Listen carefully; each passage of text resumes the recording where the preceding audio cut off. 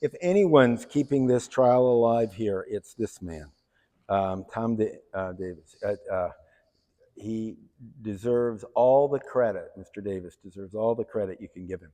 And I appreciate you all coming out on such a lovely day in springtime. I guess this is the first day of spring, right? Right? Yeah, today. Second day of spring. Yesterday was the first day of spring. Well, welcome. Welcome. Now, what we're talking about here, and yes, you're in the courtroom. Of course, you can't tell it today, but this summer you will enjoy a major change. You can't really see it, but it's from those little vents. Air conditioning will make it much more pleasant in July than it was July 100 years ago today. But getting on with this, it may be the most famous scene in the legendary encounter between science and religion to occur in American history or in American cinema. John Scopes, this fellow, a delegation of townspeople, stirred by the preaching of a person, entirely fictional person. We're talking about the movie now, or the play. Not the play you'll see here, but the play Inherit the Wind. Stirred by the preaching of a Reverend Jeremiah Brown, a name that, played by Claude Akins, who could play that sort of role, whose name evokes images of the fanaticism of the biblical Jeremiah and of the murderous abolitionist John Brown, drags a young science teacher, this man, John Scopes, from his classroom, public school classroom, just down the road, and throws him in jail for telling his students about the Darwinian theory of human evolution. That, of course, is the play version of it and the movie version of it. Such teaching, supposedly, according to the script, undermines their faith in the biblical account of human creation. American viewers of this scene, this movie scene or this scene in Inherit the Wind play, presumably know that the teacher in this historic encounter was John Scopes, and that it occurred in the summer of 1925, 100 years ago, right here in this courtroom in Dayton, Tennessee. The best known retelling of that episode is this, Inherit the Wind. It was a 1955 play, a 1960 movie. And the main characters, except those of Brown, Reverend Brown, and Scopes' fiancée, who I'll mention later, those two had no parallels in Dayton. The others are given sound-alike pseudonyms for their real ones. And the time, if you read the script of the play, the time and the original program in Broadway, the time was set as, quote, summer, not too long ago.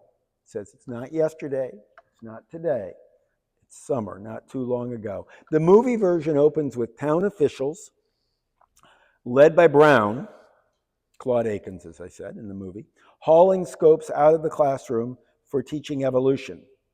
According to the script, quote, for innocently doing his job, Scopes is threatened with fine and imprisonment. Well, that makes for fine drama, a scene seared in the national consciousness, but it never happened that way. The trial was not a witch hunt led by a fundamentalist firebrand, but a bizarre publicity stunt concocted by secular civic leaders. Earlier in 1925, the Tennessee state legislature had passed a statute. By the way, we can still hear the train go by, but you could have heard that in 1925. And as we'll see in a picture soon, the passenger train, the main passenger train, didn't stop here, except just before the trial. It made a special stop here to let William Jennings Bryan out. Normally, it went from Chattanooga on north and not stopping. Only the locals stopped here. But Bryan was traveling from Florida on the express train, and it stopped here for him. And I'll show you that picture in a second. Well, as I said, earlier in 1925, the Tennessee state legislature had passed a statute making it a misdemeanor punishable by a maximum fine of $500 for a public school teacher to, and I'm quoting here, teach any theory that denies the story of divine creation as taught in the Bible, and to teach instead that man descended from a lower order of animal. Now, about learning about this restriction, the New York-based American Civil Liberties Union, which was then a relatively new organization, concerned about free speech, not religious freedom, issued a press release offering to assist any teacher willing to challenge the constitutionality, and they meant on free speech grounds, of the new law in court. John Scopes became that willing client at the invitation of Dayton school officials. So let me get into a bit of that story. But if it wasn't caused by a local fundamentalist firebrand stirring up a crowd here, well, why Dayton, of all places? A newspaper editorial from St. Louis had asked that question, and many people were asking it. Why is this arising in Dayton, Tennessee, of all places? Well, local civic boosters adopted this very question, and this is shown promoting it in Dayton during the trial, with a pamphlet, a booklet sold during the trial, and I think you should reprint that and sell it during this. It's a good piece of work. It's a good piece of work. I think it'd sell well, sell better now than then. Well, the booklet answers back, of all places, why not Dayton? And what they were thinking of, they were perceiving of Dayton as Middletown America, common America, just another place in America. Why not Dayton? Why not Dayton as much as any place? But this story is somewhat more complicated than that. As you all know, from its location partway between Knoxville and Chattanooga in the valley carved by the Tennessee River and in the rising foothills of East Tennessee, Dayton at the time lacked both a deep sense of tradition, unlike Chattanooga, which had declined to bring the case, and much confidence in the future. Now, only a few farmhouses had existed here, according to the census at the time of the Civil War, which, of course, in 1925 remained a vivid memory in the minds of many living Tennesseans. The town had sprang up later than that, during the late 19th century with the coming of the railroads, and became the commercial and governmental center for Ray County. It was part of the so-called New South. Northern money had financed laying the rail lines that came down through here, and invested in the town by nearby iron mines and building a blast furnace that had attracted hundreds of Scottish immigrants and underemployed Southerners to good jobs in the new town.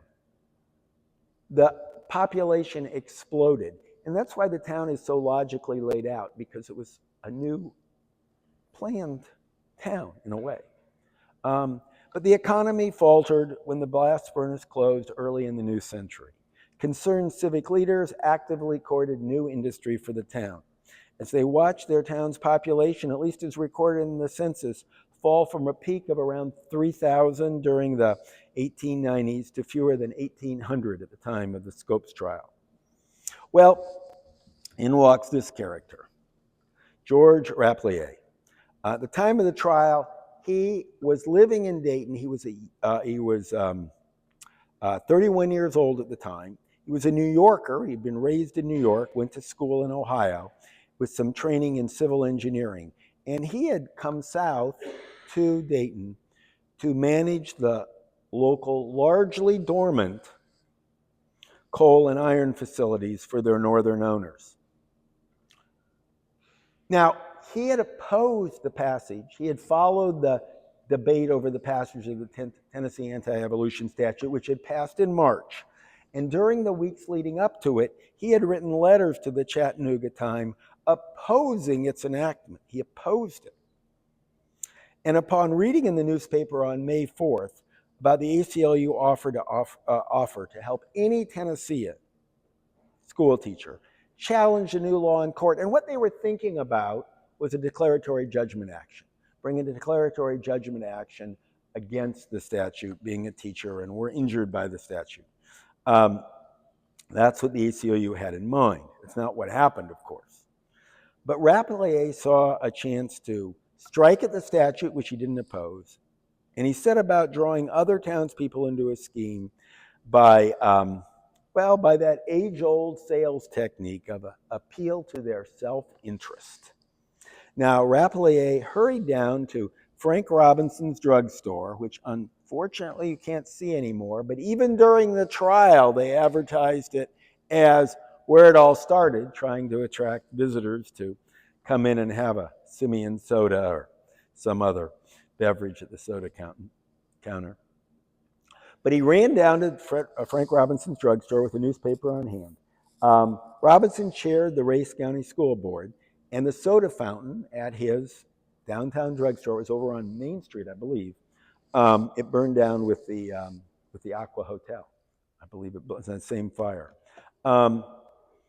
It had become the watering hole, a soda fountain, a watering hole for the local town's business and professional elite. The local lawyers would go there during those days of national prohibition. So, quoting now from the way Robinson later recorded it. Mr. Robinson, you're always looking for something that'll get Dayton a little publicity. I wonder if you'd seen the morning newspaper. Well, Robinson had seen the morning newspaper, but he hadn't noticed the ACLU offer, or if he'd noticed it, he hadn't connected it to its PR potential. Rapelier then related his scheme of staging a test case in Dayton. It would attract national attention, he argued. Bring tourists, perhaps even jobs to the town. At the very least, it'll bring customers to your soda fountain. Well, that was all they needed. And there was a reposed picture during the trial for the press in the drugstore. You can see the sign behind it with Scopes and some of the local civic leaders recreating this moment for the press later that summer. Now, Robinson slowly warmed to Rapelier's idea, as did school superintendent Walter White. A few other Daytonians may have also participated at this stage. Many would later claim a role before Rapelier was confident enough of local support to place his initial call to New York, asking whether the ACLU would make good on its offer if Dayton indicted one of its own school teachers. Then the drugstore conspirators summoned that man in the middle, away from a game of tennis, by the way, the 24-year-old general science instructor and part-time football coach John Scopes. Now, this is the way Scopes recalled it, where he wrote it up later. Robinson offered me a chair, and the boy who worked as a soda jerk brought me a fountain drink. John, we've been arguing, said Rapelier, and I said that nobody could teach biology without teaching evolution. That's right, I said, not sure what he was leading up to. Scopes then pulled a copy of a biology text from the store's sales shelf. The enterprising Robinson, by the way. Back then, students weren't provided with their textbooks. You had to buy your own. And the enterprising Robinson, who was the school board chair, also sold public school textbooks in his drugstore. Now, Scopes opened the book to the section on human evolution. Now, this was a state-approved text, prescribed for use in all Tennessee schools.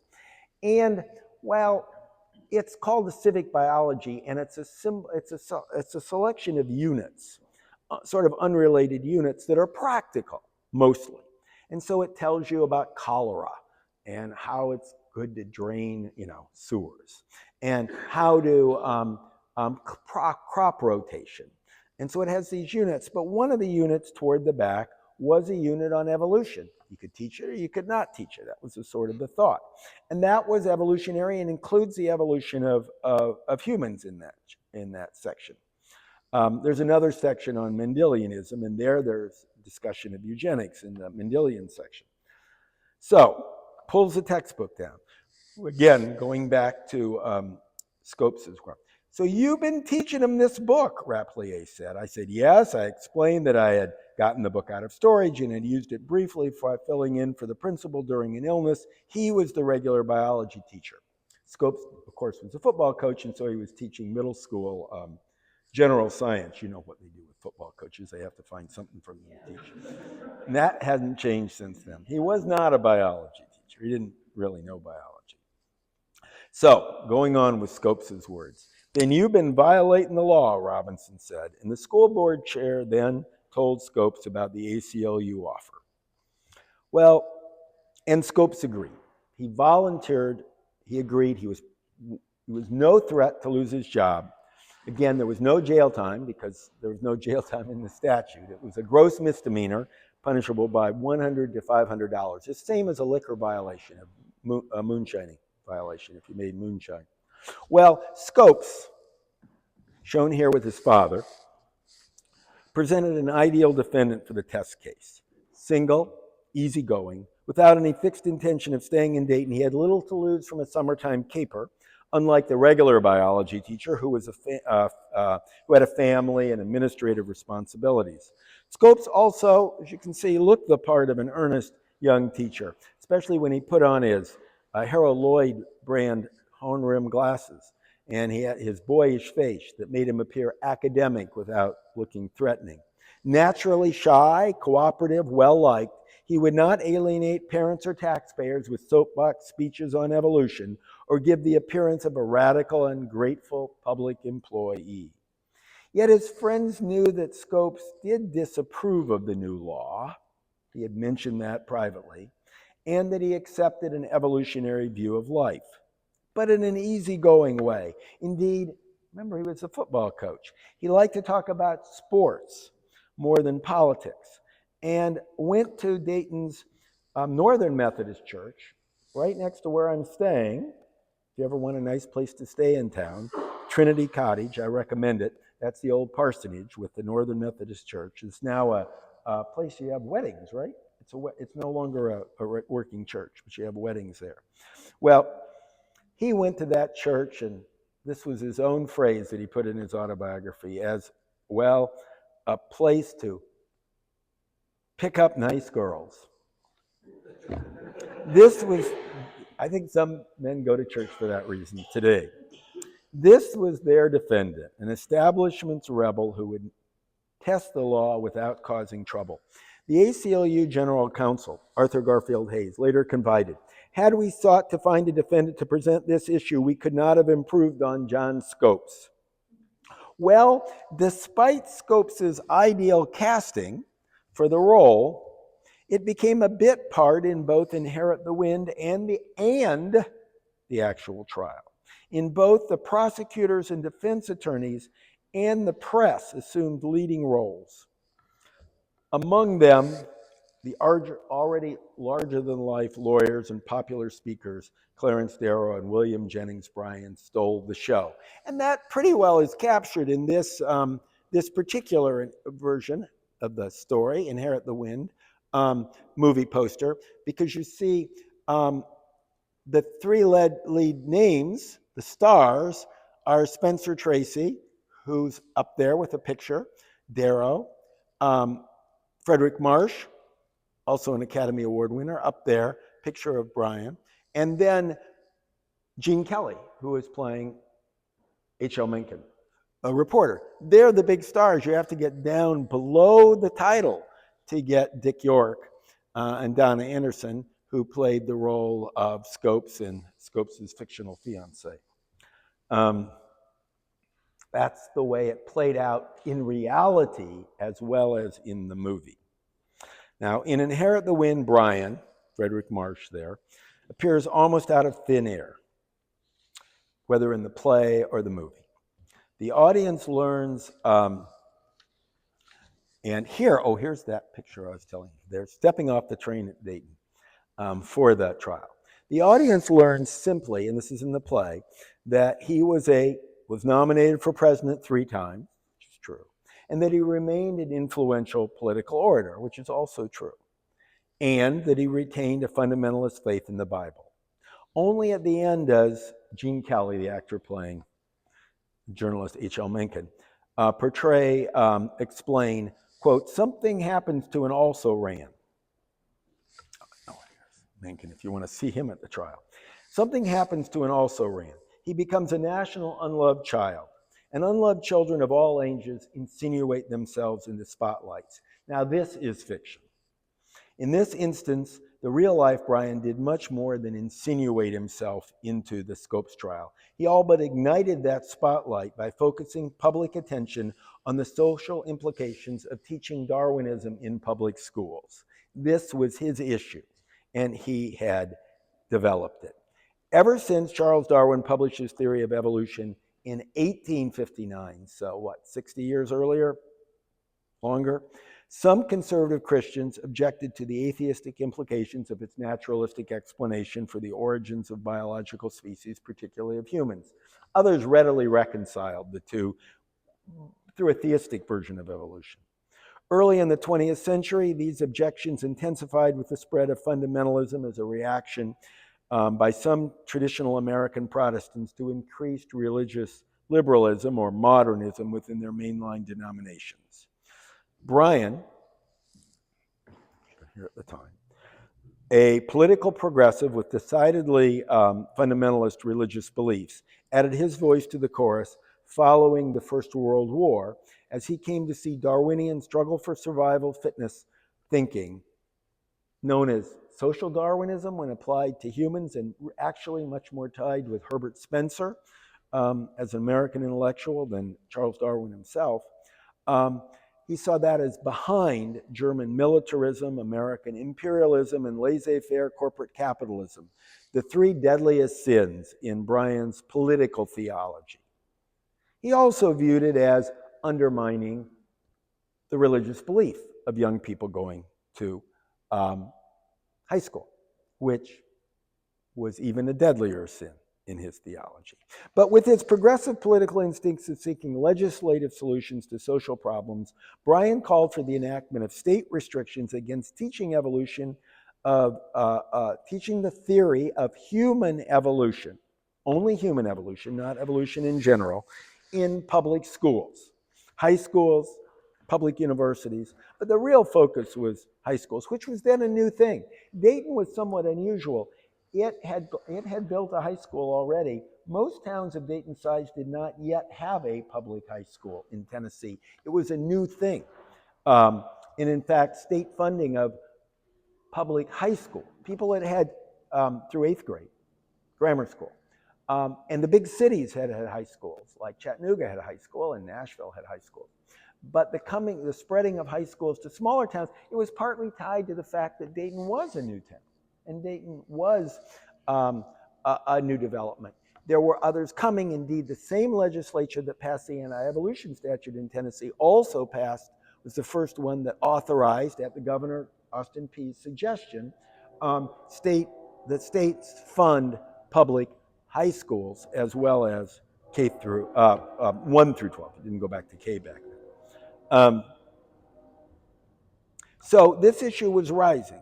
And for Bryan, it had all the trappings of a political campaign, where Bryan spoke, wrote, and lobbied for such laws in speeches all over the country, hundreds of speeches a year. He averaged about 200 speeches a year during this place in his life, leading directly to the passage of the Tennessee law in 1925. He pushed forward. He'd gotten some restrictions in other states, but he had personally come to Nashville, Tennessee, and given an address while the legislature was in session, pushing toward the passage.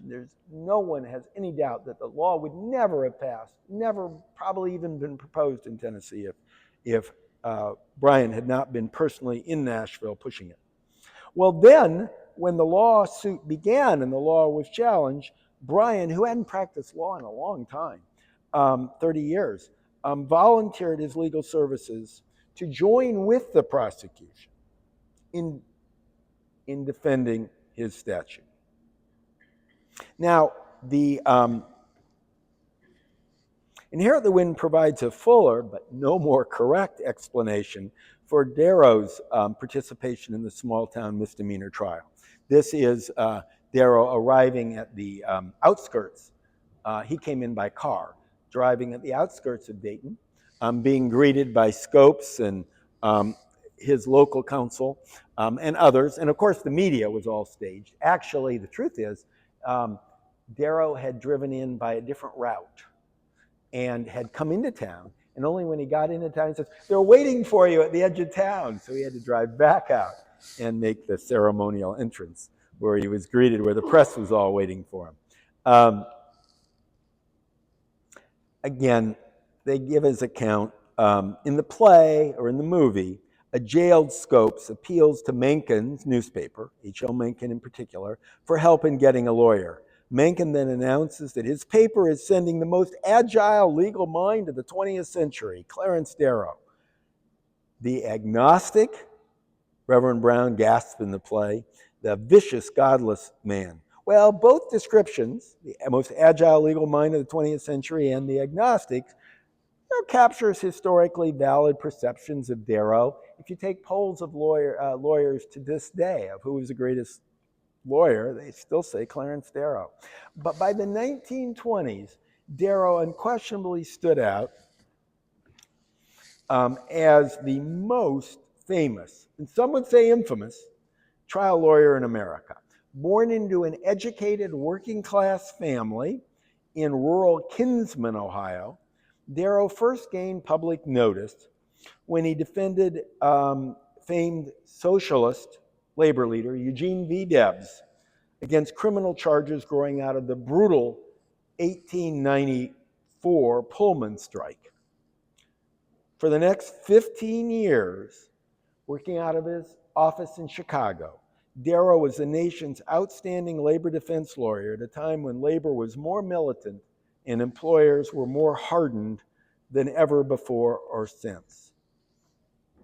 Over time, by the 19 teens, Darrow had gradually broadened his practice to include the defense at very high fixed fees for defending all sorts of criminal defendants who could charge it, with a particular expertise in wealthy murderers. These activities kept Darrow's name, increased his publicity, kept his name in the headlines, because some of these trials were so sensational themselves. Perhaps the most famous of them, at least the one most talked about during the Scopes trial, was the previous year in 1924, where for a very high fee, Darrow agreed to defend Leopold and Loeb, two wealthy, intelligent Chicago teenagers who were charged with killing one of their neighbor boys. A cold-blooded murder that seemed to be a crime that they committed for no other reason than to see if they could get away with it. Actually, the real story is more complicated than that, and Darrow sort of figured it out. But it was, at least in the case of one of them, he was just a sociopath. But what Darrow used were arguments of psychological determinism to save them from execution. They were convicted, but they avoided execution at a time when executions were even much more common than they were today. Indeed, Darrow defended hundreds of people on murder charges, and none of them were ever executed. He was very good at what he did. Many of them were convicted, but they did not receive, I guess back then it would have been the electric chair. Now, although Darrow's defense, arguing that psychological determinism, that they shouldn't be held responsible for what they're doing, they were just teenagers after all, Darrow's defense outraged many Americans who believed in individual responsibility. It reflected his long-standing and oft-proclaimed belief in materialistic determinism. Now, Darrow was not content with simply questioning popular notions of criminal responsibility, but delighted in challenging biblical concepts of morality, in which his clients were usually guilty.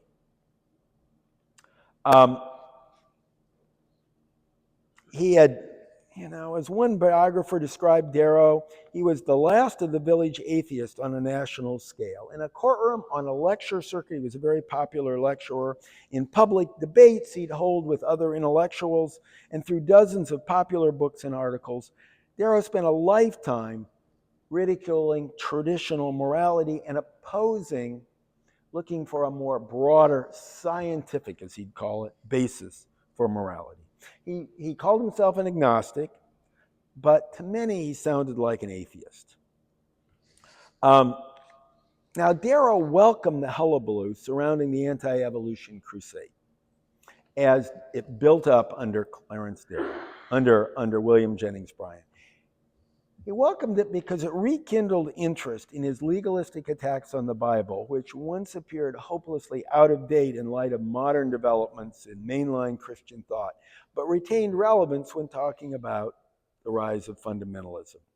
When the Scopes trial arose, Darrow volunteered his services for the defense, the only time in his entire life he ever volunteered free legal aid.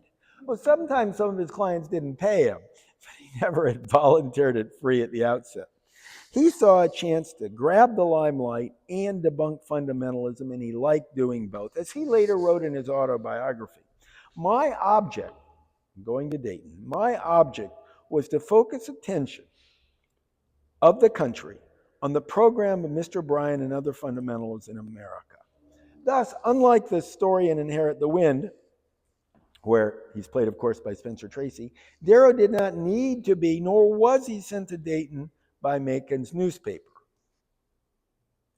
Of course, Scopes need not and did not ask Mencken newspaper to obtain defense counsel for him because he only agreed to test the law after the ACLU offered to defend him.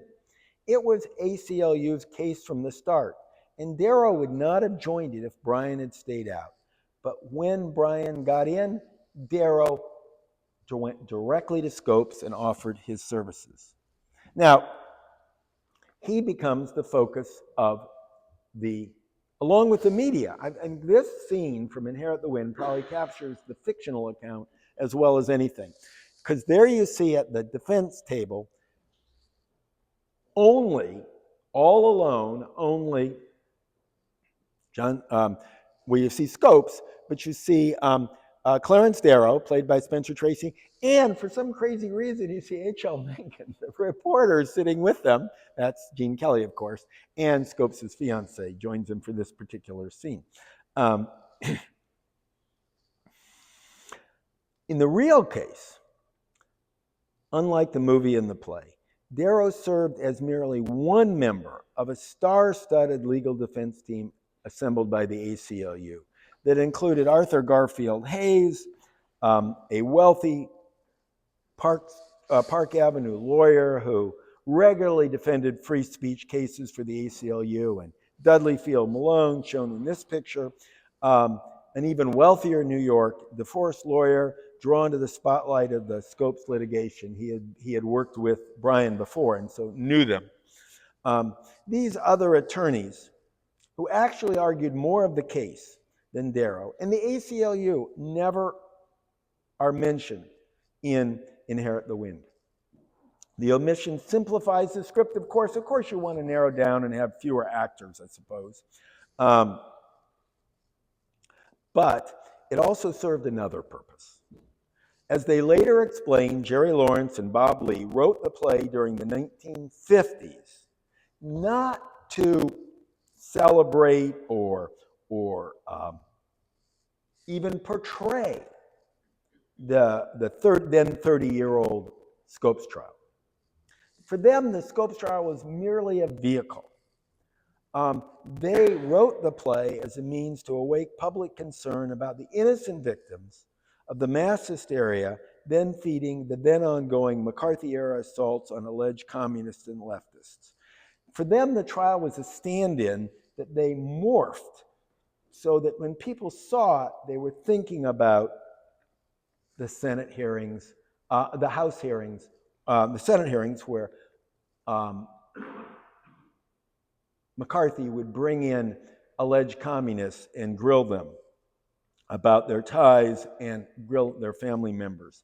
It was sort of like Arthur Miller did exactly the same thing with The Crucible, where he used the Salem witchcraft trials at this, and the two plays were running simultaneously.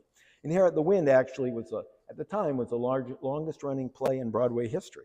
Not musicals, they're different, but plays. It's the longest running play in Broadway history.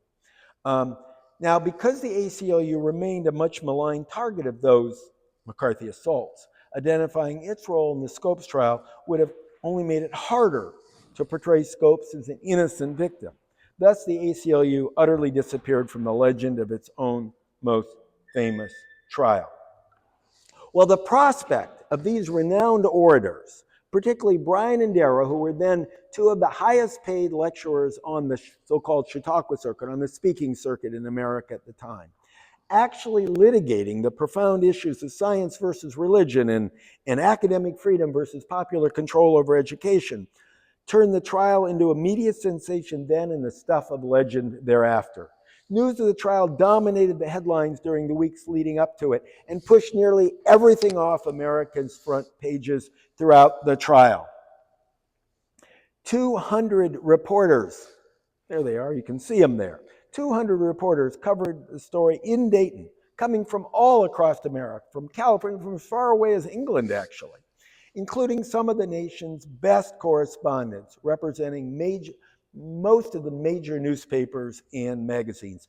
Thousands of miles of telegraph lines were hung, were strung to Dayton from nearby communities, linking it with the main telegraph lines so that every word could be telegraphed out. You can probably see there were telegraph operators put right in the courtroom so they could telegraph out each word. Back then they used to do that with baseball games. They used to telegraph out the baseball games and people would reenact it at the other end of the radio, reenacting the ball game. Well, they did the same thing with the Scopes trial. Pioneering radio broadcasts. You can see if you look around in that picture, you can see microphones, WGN. It was the first broadcast trial, broadcast nationally over the radio. Newsreel cameras, you can see one right in the corner. Film, you weren't allowed to film trials back then. You weren't allowed to have cameras in the courtroom back then, but they did this because they didn't view it as a trial. They viewed it as a media event. And so it was all filmed. You can see pieces of the film. You can look around now on YouTube and find pieces. It used to be when I wrote this, you had to get them at the Smithsonian. But they filmed it, and they built the first airstrip in Dayton. They plowed down a cornfield. I think it was a cornfield. So the planes could land and pick up the newsreel footage and fly it to Cleveland and Baltimore, where they could show it that night or the next day. People could go in and watch the trial. Of course, these were silent, so then they had to have somebody reading the script along with it. The media billed it as the trial of the century before it even began, and it lived up to the billing. By the end, Dayton civic leaders could only marvel at the success of their little publicity stunt and dream of ways to capitalize on their new notoriety, and they still are. You're all here. You're all here. And you're seeing the play this summer. Stage directions for Inherit the Wind stressed the town is always visible, looming there. But at the trial, it was the media that was most visible, looming everywhere. And actually, many of the town's citizens had left, rented out their houses to visitors coming in, making a little money on the side. The town was not looming there. The media was there. Now, the courtroom arguments and speeches by both sides addressed the nation. Remember, they're speaking right into microphones, radio microphones. They're hearing the teletypes in the room. And of course, you can't imagine two lawyers who are more attuned to the national audience and to publicity than Clarence Darrow and William Jennings Bryan. That's who they were. They were public intellectuals, public spokesmen, public speakers. That's who they were. But the others too were sucked right into this. It didn't matter who they were. They all saddled up to the microphone when they spoke. And they knew the nation was listening. Now, the defense divided its arguments between its three principal attorneys. They had more than three, but the three principal attorneys. Hayes, shown here, focused on the standard ACLU arguments that Tennessee's anti-evolution statute violated the individual rights of teachers and free speech of students. Malone a modernist Catholic, argued mostly that the scientific theory of evolution did not conflict with an open-minded reading of Genesis. Darrow, for his part, concentrated on debunking fundamentalist reliance on revealed scripture as a source of knowledge about nature suitable for setting education science standards. Their common goal, as Hayes stated at the time, was, quote, to make it possible that laws of this kind will hereinafter meet the opposition of a rise public opinion. So they weren't speaking to the jury. They were speaking to national public opinion. Now, the prosecutors, the main core of them shown here, with a microphone, of course. The prosecutors countered with a half dozen local attorneys led by the state's able prosecutor and future two-term, on that far side, two-term U.S. Senator Tom Stewart, plus Bryan and his son, and a host, those are the Hicks brothers, a host of local attorneys as well. They were the city solicitors or city attorneys. Who would normally handle a misdemeanor case. Usually you wouldn't have brought in Tom Stewart, who didn't live here. He was the regional state's prosecutor, and he would handle felonies, but he was brought in for this case at the direction of the governor. A very able attorney. In court, this group, the prosecutors, focused on proving Scopes had broken the law and objected to any effort to litigate the merits of the statute in a public setting. Bryan was left to do that in the evenings as a speaker. Mostly Bryan did not speak a lot in court. He mostly spoke in the evenings to the assembled audience out on the courthouse lawn, where there was a stage set up where the band played, and in the evening it was a festival, just like it's a festival in the summer. I think you should do the ox roast. They used to have an ox roast out there, and I think you should redo the ox roast. People would like that. Well, Inherit the Wind gives due billing to Tom Stewart under the pseudonym of Tom Davenport, but the other local prosecutors and the younger Bryan disappear from the account. The elder Bryan, shown here in court, who had not practiced law, as I said, for 3 decades, stayed uncharacteristically quiet in court and saved his oratory for lecturing the assembled press and public outside the courtroom about the vices of teaching that man had descended from monkeys and the virtues of majority rule. He also prepared a thunderous 3-hour-long address on these points that he planned to deliver as the prosecution's closing argument. Bryan was an exquisite stump speaker when he had a prepared address to go from.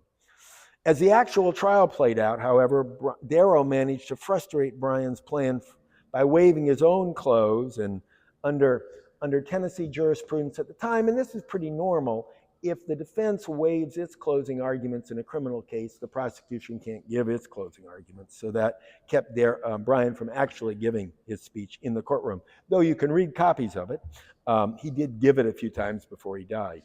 Well, in this and other major scenes from the trial, the events unfolded roughly in the order presented in Inherit the Wind. Now, first, like in any trial, comes jury selection, and there's the jury being sworn in. Again, pictures in the courtroom. That was new stuff for this trial. Now, Darrow typically used the jury selection stage as a critical part of the trial, as he had pioneered jury selection. That's one of the reasons he's famous, because he had this instinctive knack himself, and now everybody does it.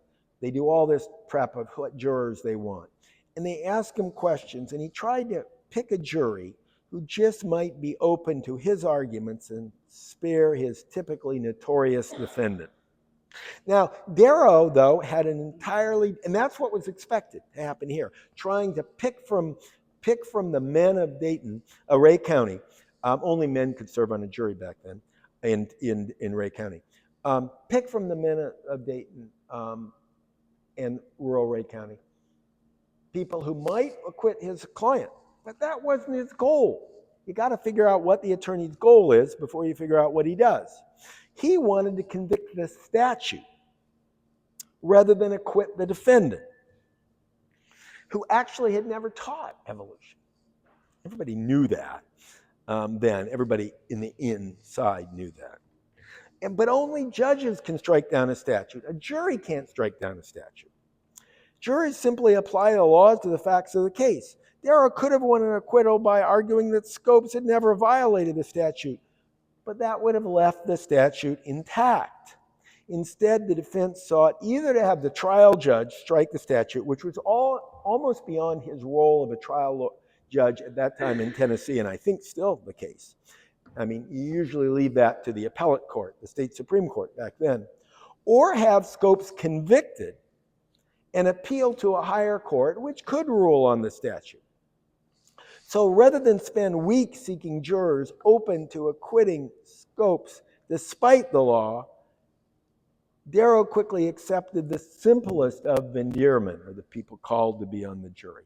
Their presence on the jury, the defense reasoned, would dramatize to the watching nation the spectacle of non-experts sitting in judgment on a scientific theory, which was their whole key to their objection to the anti-evolution statute. Why should a state legislature be deciding what should be taught in a science classroom? They don't know anything about science. And that would be shown by having jurors who didn't understand about science convicting Scopes. Well, this strategy hit pay dirt when one of the vendeermen turned out to be illiterate. His exchange with Darrow became the subject of countless news stories then and needed little exaggeration in later accounts. In the Inherit the Wind version, has Darrow asking, and it's pretty close to the transcript here, ever read anything in a book about evolution? Nope, was the reply. They used, the transcript doesn't say nope, but the Inherit the Wind version says nope. And then Darrow follows up, well, I bet you read your Bible, don't you? Again, the word nope. When a puzzled Darrow asks why, the vendeerman simply replies, I can't read. To ensure viewers get the point, Stage Directions adds, just like in here, there were a few titters throughout the courtroom before Darrow declares he'll do. No sooner had jury selection been selected than it was excused from the courtroom for days. The poor jury had accepted becoming jurors because they thought they could get, most of the courtroom was taken up by the press. They thought they could get seats to watch the show. But no, they were excused for days. They were actually only in the courtroom for 2 hours of the entire week-long trial. As the parties wrangled over defense motions to strike the statute as unconstitutional. Those weren't directed to the jury. Jurors are not supposed to hear that stuff. So they weren't in. And they were told they could, because it was so full, they'd set up loudspeakers so you could hear it in various churches around town or out on the yard. They were told you can't even go and listen to this stuff. So they were more excluded than the other townspeople. Now, although these arguments for constitutionality or unconstitutionality of the statute occasionally soared into dramatic pleas for either individual freedom or majority rule, their technical nature makes them difficult to follow by non-lawyers. And the trial judge denied the motion anyway. Everybody knew he would. Inherit the Wind just skips over this altogether. Head to the prosecution's case, which is actually simpler, even in reality, was even simpler than portrayed if you watch the movie or watch the play. The scene begins with a schoolboy named Howard. This is in Inherit the Wind. Howard Morgan is in the actual trial. It was really Howard Morgan, but they use the name Howard, testifying that Scopes taught his class about evolution. Well, that happened. On cross-examination, so he says, yes, he taught. Actually, what had happened is, since he had Scopes that day, met with the boys from the class who were going to testify and had to explain to them, just go ahead and say that I taught it. It's fine. It's in the book. They just need it for the trial. So Scopes had actually counseled them of what to say. Well, on cross-examination, Darrow asked Howard the famous question, did it do you any harm? And coached out a denial. In the play and in real life, Morgan remains a gee whiz, baseball-loving, all-American boy, untainted by his exposure to Darwinism. One time in the actual transcript, what do you mean did it affect me? He says, well, do you still love your mother and your father? Yeah, I still love my mother and my father. Then the play concocts testimony from Scopes' fictional fiancée, who Brian mercifully grills about Scopes' agnosticism. This, the writers later explained, was inserted to discredit McCarthy-era inquisitions of families and friends of alleged communists. It gives a dark taint to the trial, largely missing from the actual episode, where, as I said, Scopes had to coach. He had no fiance. He had no girlfriend. She was never questioned. Brian never would have done anything like that. Indeed, quite to the contrary, when it came to trial, Brian said, if we convict him, I'll pay the fine. I'll pay the $100 fine. It ends up H.L. Mencken that pays it. Well, following the prosecution's brief presentation, the defense offers their testimony of these folks. 15 expert witnesses in science and religion brought from America's top universities, from Vanderbilt, from Princeton, from Johns Hopkins, from Chicago, the Tennessee State geologist. They were all prepared to testify against the statute. They were all carefully picked. They were all active Christians. Most of them taught Bible studies. They were all active in their churches, but they accepted sort of a theistic version. God was the author of the evolutionary process. And they were going to testify to that effect. Now, the prosecution immediately objects. The admissibility of such testimony was a key issue at trial. It passes quickly and inherit the win, but it actually consumes days at trial at Dayton, days at which the jury was excused because it was over the admissibility of witnesses. The script captures the heart of the matter, however. Darrow pleads in the script, their testimony is basic to the defense of my case. For it is my intent to show this court that what John Scopes spoke quietly one spring afternoon in Dayton High School is no crime. It is incontrovertible. It is as incontrovertible as geometry. Now, Brian formally objects in the script. It's actually not Brian at the actual trial, as the testimony is irrelevant. This is Stewart actually saying this. It's irrelevant to the narrow question of whether Scopes ever violated the law. Now, the judge predictably sided with the prosecution. Everybody knew he would. This made Scopes' conviction inevitable because there was unrebutted testimony by school superintendent and by the school children that he had taught evolution. Scopes never took the stand because if he testified honestly, he'd have to say he never taught evolution. So, and they didn't want that. They wanted Scopes convicted so they could appeal. Then comes what the movie describes as the most dramatic battle of the century. Now, most dramatic, that would put it over the Battle of the Bulge, I suppose. Doesn't qualify it. It doesn't say legal battle. Stage directions in Inherit the Wind instruct Darrow at this point to appear flabbergasted and to look around helplessly, as if Darrow was ever helpless in a courtroom, until, quote, there is a glint of an idea in his eye. Now, who can have a glint of an eye? What actor can you think of in all of history who could have a glint of an idea in his eye better than Spencer Tracy? I can't think of him. This sets up the most dramatic moment of Inherit the Wind. The defense calls Brian to the stand as an expert on religion. It was equally dramatic at the actual trial. Although Darrow had quietly planned it for days and had even used other stand-ins quietly to work up his questions. It was not a momentary discovery. He'd planned it. And it became the most famous scene in American trial court history or courtroom cinema. And it actually happened in this room. Well, not quite in this room, and not quite as portrayed in Inherit the Wind, where it occurs in this room.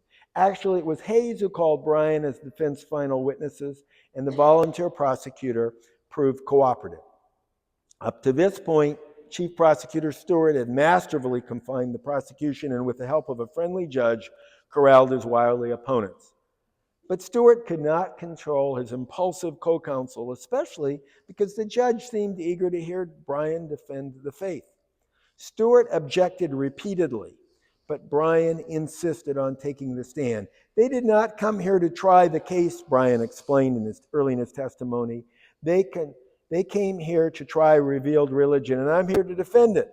And they can ask me any questions they please. Well, Darrow did just that. Now, I said it didn't happen in here. Everything else before this happened in here. It actually happened out there. And this is a picture taken from here, out there, onto that platform I told you that was out there. You can see them. There's Darrow, there's Bryan looking down from this window, I believe, onto the platform out there, and the people around there.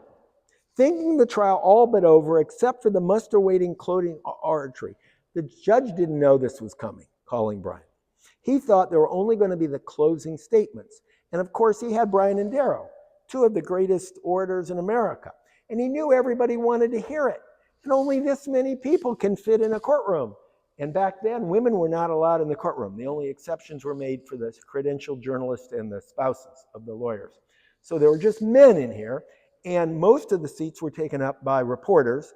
And so very few people could see it. And the judge was up for election. And he knew everybody wanted to hear the closing arguments. So he moved it out there. He claimed he'd heard there were cracks appearing in the court because of the overcrowded courtroom. I don't think that was the reason. I think he wanted more people to hear it. So he moved it out to that platform, thinking, again, it would just be the closing arguments. The crowd swelled as word of the encounter spread from the 500 or so people that evacuated the courtroom to an estimated 3,000 people, nearly twice the town's normal population. The participants appeared, as you can see in this picture. Or here's another picture. Here's a picture from the ground level with the courtroom in the background. Participants appeared on this crude wooden platform erected for the proceedings, looking much like Punch and Judy puppets performing at an outdoor festival. Enterprising youngsters passed through the crowd hawking refreshments. Darrow posed, then here's Darrow, you can see the tree behind him. Darrow posed the age-old questions of the village skeptic. Did Jonah live inside the whale for 3 days? How could Joshua lengthen the day by making the sun rather than the earth stand still?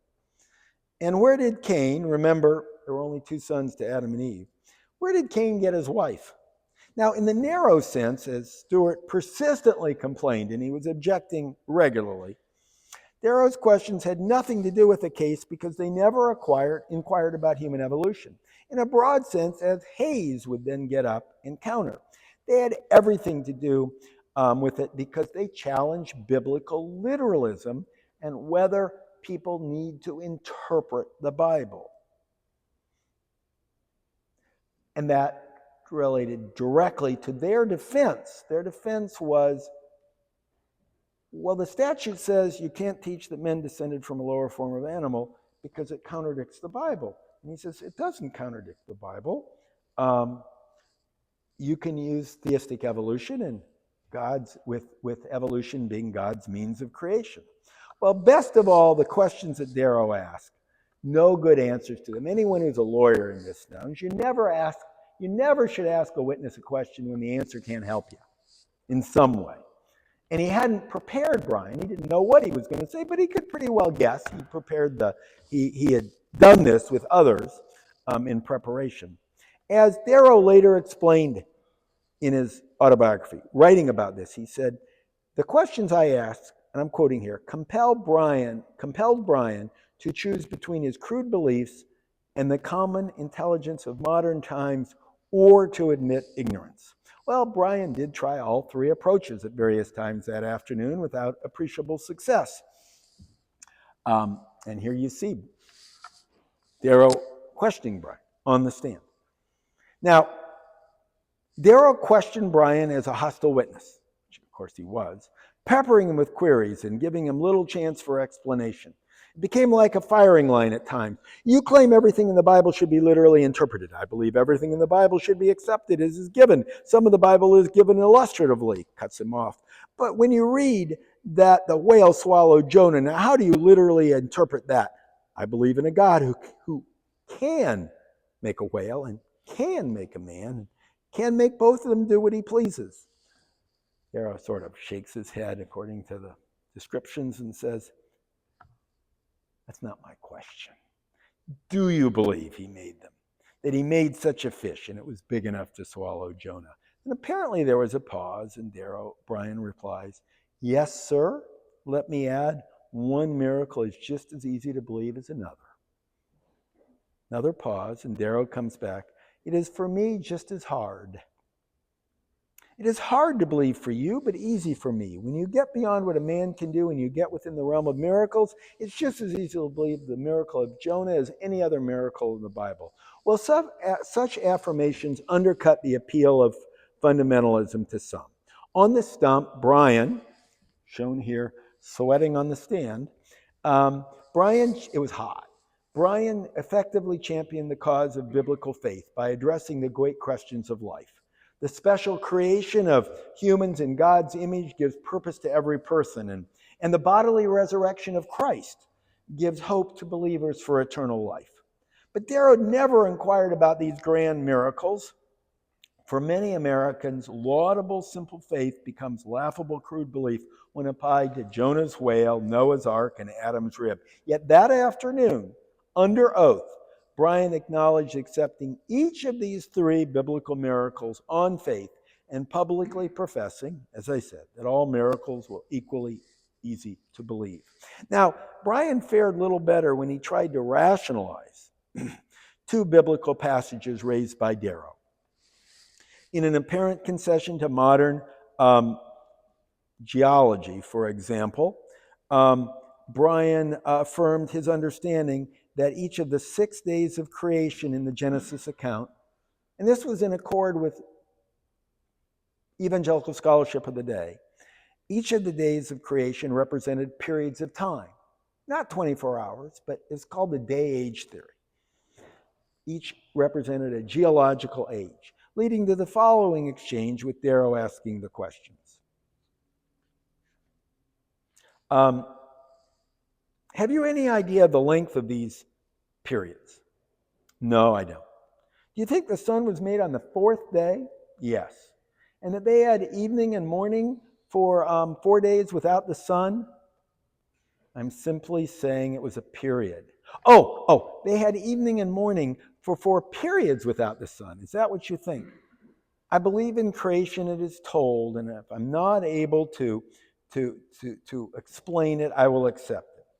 Perhaps noting the disquiet in the courtroom caused by Brian's admission, Darrow circles back to the issue later in the interrogation by inquiring whether the Genesis account speaks of a day. He asked, doesn't it necessarily mean a 24-hour day? And of course, Brian had answered this before, and he said, no, I don't think it necessarily does. Do you think it does, or do you think it does not? I know a great many people think so. But what do you think? I do not think it does. You don't think there were literal days? I do not think there were 24-hour days. That is my opinion. I do not know that my opinion is better on that subject than anyone else. You don't think that? Darrow asked for emphasis. No, but I think it would be just as easy for the kind of God I believe in to make the earth in 6 days as in 6 years, or in 6 million years, or in 600 million years. I do not think it is important whether we believe one or the other. Well, that silenced the audience. As Hayes said with that, That's all we need, Judge. We're just asking people have to interpret the scripture. And Brian admits to admitting the scripture. Now, Darrow never asked directly whether Brian anything about the theory of evolution. He knew that given that opportunity, Brian would respond with well-honed answers about the alleged gaps in the fossil record and supposedly adverse religious and social consequences for Darwinian thinking. He'd use his favorite line that he used so often: tell students that they descended from a lower order of animals and they'll act like apes. Well, as Darrow pushed his various lines of questions, Brian increasingly admitted that he simply didn't know the answer. He didn't know what would happen to the earth if it stopped for Joshua, or about the antiquity of human civilization. Did you ever discover where Cain got his wife? Darrow asked at one point. No, sir, I leave the agnostics to hunt for her, came the bittersweet reply. Stewart tried to end the hearing during the 2-hour interrogation at least a dozen times by formally objecting, but Brian refused to stop. I am simply trying to protect the word of God against the greatest atheists or agnostics in America, he shouted, pounding his fist in rage. And there's as portrayed in Inherit the Wind. I want the papers to know that I am not afraid to get on the stand in front of him and let him do his best. The crowd cheered this outburst and every counter thrust he attempted. Darrow received less applause but inflicted the most jabs. The only purpose Mr. Darrow has is to slur the Bible, and I will answer his questions, Brian exclaimed at the end. I object to your statement, Darrow shouted back, both men now standing and shaking their fists at each other. I am examining your fool ideas that no intelligent Christian on earth believes. The judge had finally heard enough and abruptly adjourned the court. He never let the interrogation resume, and the jury duly convicted Scopes the next day, at Darrow's request, mind you, so that he could bring the appeal. Now, where Inherit the Wind grossly oversimplifies this encounter, and in doing so transforms Brian into a mindless reactionary creature of the mob. In the movie and play, he assails evolution solely on narrow biblical grounds, never suggesting the broad social concerns that also stirred him, and denounces all science as godless rather than only the so-called false science of Darwinism. Rather than acknowledge the day-age theory interpretation of Genesis account that Brian so twice manifest in the courtroom, the Brian of Inherit the Wind steadfastly maintains on alleged biblical authority that God created the universe, and I'm quoting here, in 6 24-hour days, beginning on the 23rd of October in the year 4004 BC at the us in the transcript, in the script, at 9 a.m. exclamation point. And unlike at the real trial, where the jury, where the crowd, the local people in that audience were clearly on Brian's side, and they were seething at Darrow. The crowd in Inherit the Wind gradually, and you can watch it, gradually slips away from Brian as he tries to give, after the court has adjourned, he says, can I give my closing argument now? And the judge lets him give his closing arguments. And he starts giving his closing arguments, but they take down the microphone, they close up the newsreel cameras, the people start leaving. And Brian then collapses and inexplicably starts reciting the books of the Old Testament. And then fatally collapses in the courtroom when the now hostile crowd ignores his closing speech. The mighty evolution law explodes with a pale puff of a wet firecracker, the stage directions explain, just as McCarthyism dies as ridicule. Now, the playwrights debunk Brian in the eyes of the audience. As they debunk him, they uplift Darrow. He remains a self-proclaimed agnostic, but losing his crusading materialism. At the end, it is Mencken who delivers Darrow's famous slur about Brian's fool religion, and it is Darrow who reacts with anger. You smart aleck, you have no more right to spit on his religion than you have a right to spit on my religion or lack of it. And indeed, it closes with, in the empty courtroom of Brian, of Spencer Tracy, of the person playing Clarence Darrow, picking up the judge's Bible and the, not in this picture, I have a wrong picture up there, but the picture, he actually picks up the Bible and in Origin of the Species, and he weighs them like scales of justice and claps them together and puts them in his briefcase before he walks out. But just before they do that, they have, to ensure everybody gets the lesson of what's going on here, they have Scopes ask Darrow, after the juries convict him, did I win or did I lose? And Darrow answers in the movie, you won. Millions of people say you won. They'll read in the papers tomorrow that you smashed a bad law, that you made it a joke. Well, it's fine theater, but it hobbles effects to understand the trial's complex historical legacy, where, again, Brian made some very effective points, and it is Darrow who asked the jury to convict his client. Although partisans on both sides claimed victory after it was over, at the time, most neutral observers did not see it as decisive. America's adversarial legal system tends to drive parties apart rather than reconcile them, and that's certainly what happened in this case.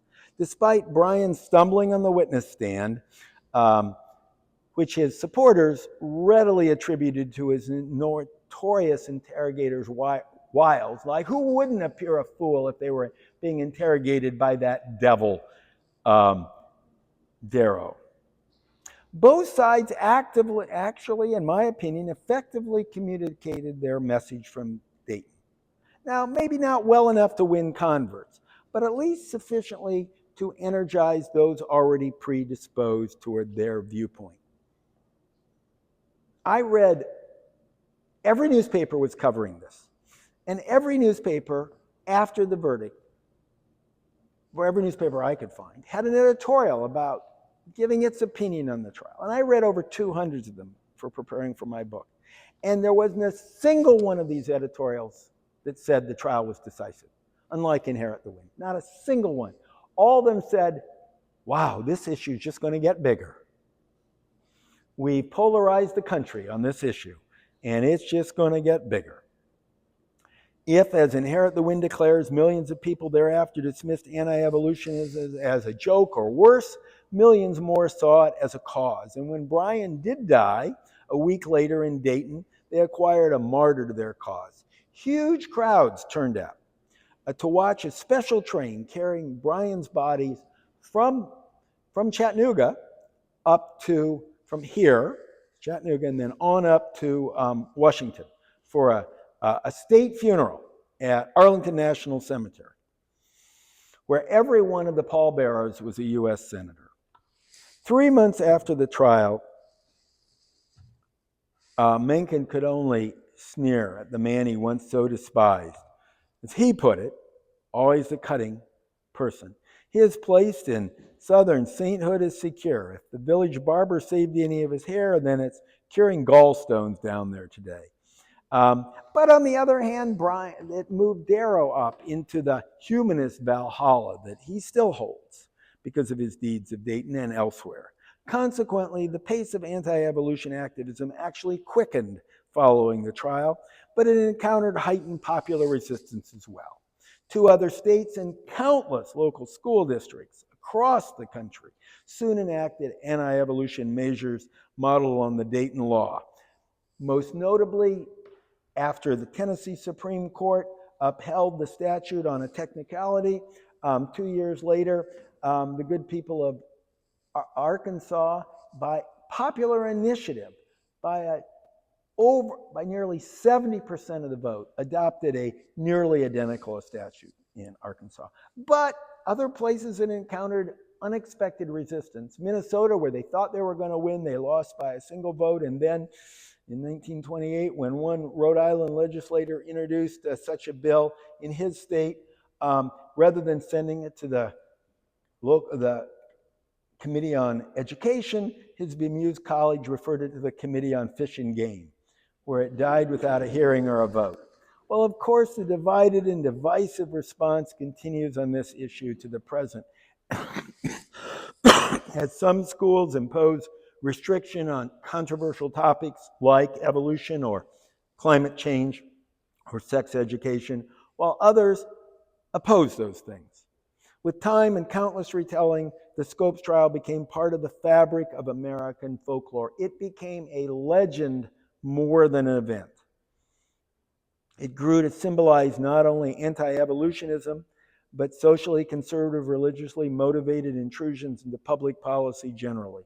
Indeed, the issues raised by the Scopes trial and Inherit the Wind endure precisely because they embody the characteristically American struggle between individual liberty and majority rule, and cast it in the timeless debate over science and religion.